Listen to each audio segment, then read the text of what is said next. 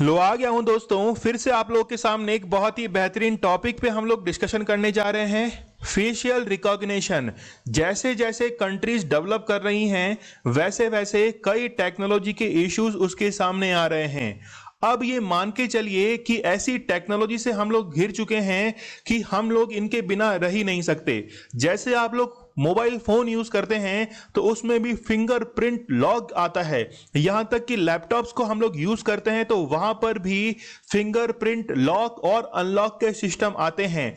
तो ये इंडिया के जो लॉन्ग टर्म प्लान्स हैं उनको भी इंपैक्ट कर सकते हैं। तो जानेंगे हम लोग कि फेशियल रिकॉग्निशन कैसे किया जाता है और ये कैसे वर्क करता है। जब सैन फ्रांसिस्को ने 2019 में एक बिल को पास कराकर फेशियल रिकॉग्निशन को बैन कर दिया था, तो सोचकर देखिए कि एक मॉडर्न सिटी जब ऐसा कदम उठा रही है तो फिर इससे अदर कंट्रीज के ऊपर क्या इंपैक्ट पड़ेगा। तो जानते हैं सबसे पहले हम लोग न्यूज के बारे में। वॉशिंगटन डीसी की एक सिटी है किंग काउंटी, वहां पर फेशियल रिकॉग्निशन को बैन कर दिया है। और यहां पर आप लोग देख सकते हैं सैन फ्रांसिस्को के अंदर भी इसे पहले बैन किया जा चुका है।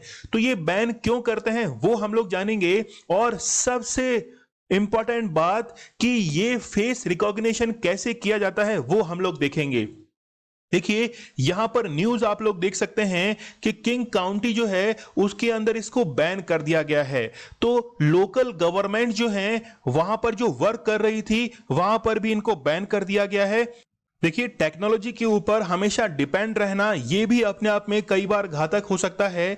यहां पर हम लोग 2018 की ये न्यूज देख सकते हैं। अमेजन फेस सर्विलांस टेक्नोलॉजी जो है इसने 28 मेंबर ऑफ कांग्रेस को गलत तरीके से रिकॉग्नाइज किया था। इसके साथ में ही यूरोपियन यूनियन ने भी इसको 5 साल के लिए बैन कर दिया था। चाहे फेशियल रिकॉग्निशन हो, फिंगरप्रिंट हो, ये सब बायोमेट्रिक के अंदर काउंट होते हैं।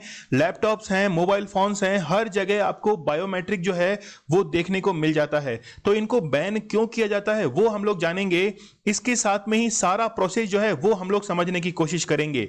तो हमारे सितारे आप हैं, ऐप लॉन्च हो चुकी है, जाइए प्ले स्टोर से इसको डाउनलोड कीजिए और बहुत ही बेहतरीन जो कोर्स अवेलेबल करवाए गए हैं आप लोगों के लिए बिल्कुल कम कॉस्ट है। आप लोग देखकर ताजुब करेंगे कि इतने कम कॉस्ट के अंदर इतने बेहतरीन कोर्सेज जो हैं वो क्या अवेलेबल करवाए जा सकते हैं।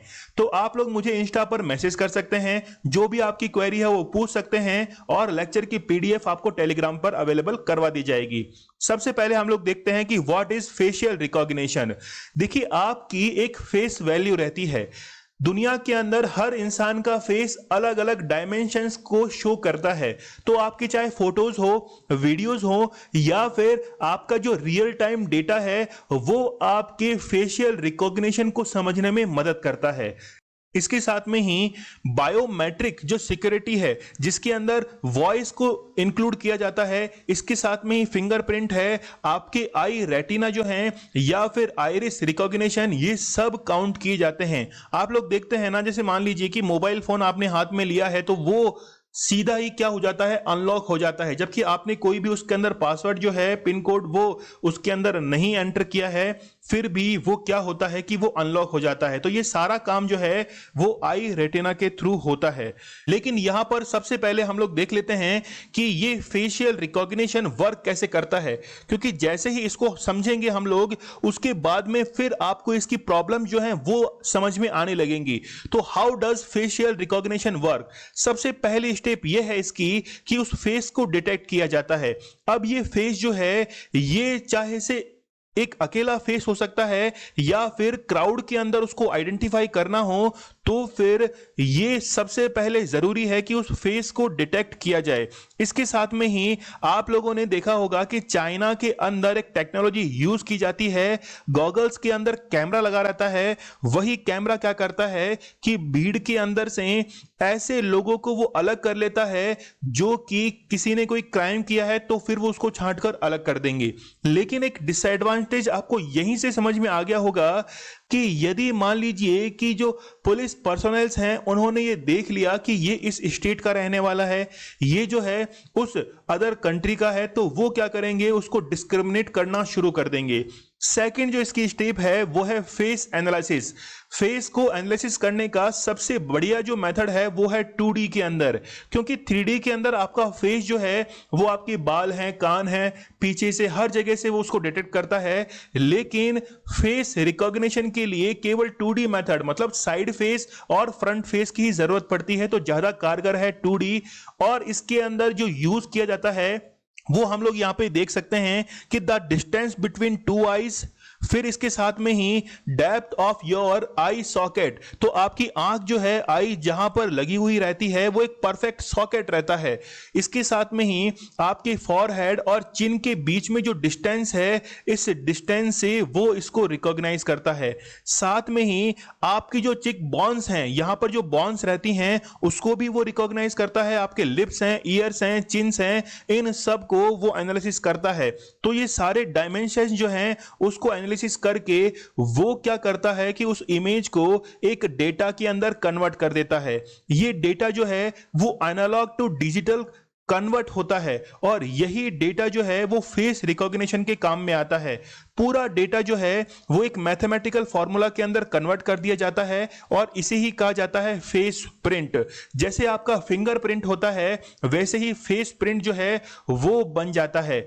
जैसे ही ये सारा डेटा कलेक्ट होता है, फिर सबसे लास्ट स्टेप आती है फाइंडिंग अ मैच। जो आपने डिजिटल डेटा कलेक्ट किया है उसको किसी फेस के साथ में अब मैच करवाया जाएगा, और जहां पर वो मैच हो जाएगा तो ये माना जाएगा कि परफेक्ट पर्सन यही है।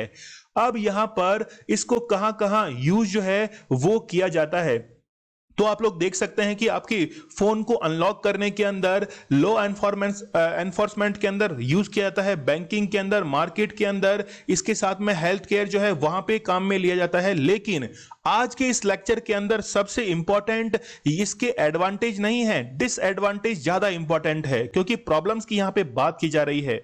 तो एडवांटेज को हम लोग देख लेते हैं कि रिड्यूस जो है क्राइम को रिड्यूस करने के काम में आता है। साथ में ही इंक्रीज सिक्योरिटी, जैसे मान लीजिए कि एयरपोर्ट्स हैं, कई सारे ऐसे बिजनेसेस हैं, जैसे आप लोग अभी वुहान लैब को आप लोग देख सकते हैं कि वहां पे कितने हाई सिक्योरिटी चेक्स हैं। वहां जाने के लिए अभी फेस रिकॉग्निशन जो सिस्टम है वो अपनाया गया है। इसके साथ में ही इसका कन्वीनियंस जो है वो ज्यादा है, फास्टिंग प्रोसेस है, तो ये इसके एडवांटेज हैं। इसके साथ में ही इसको अदर टेक्नोलॉजीज जो हैं उसके साथ में इंटीग्रेट किया जा सकता है। लेकिन बारी आती है कि इसको बैन क्यों किया गया है, कारण क्या है, और वही बैन करने के जो कारण है वो इसके डिसएडवांटेज के अंदर है। मान लीजिए कि आपने कोई क्राइम नहीं किया है और फिर भी आपको अरेस्ट कर लिया जाए और आपको सजा दे दी जाए, तो आपको कैसा लगेगा। ठीक वैसे ही जब इनोसेंट पीपल्स जो हैं इनको अरेस्ट कर लिया जाएगा और इनको जो है वो सजा दे दी जाएगी, तो ये सबसे बड़ा इसका डिसएडवांटेज है।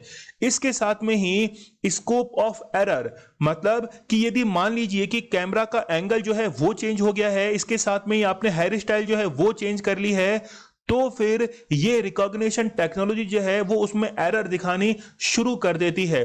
तो ये एग्जांपल मैंने आपको पहले भी बताया था अमेजन का, जिसने 28 मेंबर्स को गलत तरीके से रिकॉग्नाइज किया था। इसके बाद में है ब्रीच ऑफ प्राइवेसी।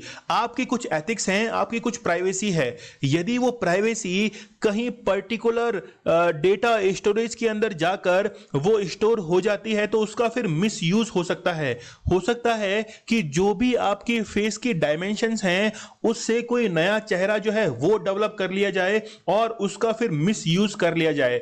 यहां तक कि हम लोग इसको समझ नहीं पा रहे हैं इतना आसानी से, लेकिन मान लीजिए कि डोनाल्ड ट्रंप जो है इनका एक क्लोन जो है फेशियल डायमेंशंस के साथ में तैयार कर दिया गया है, तो क्या उसका मिसयूज हो सकता है, ये आप सोच सकते हैं।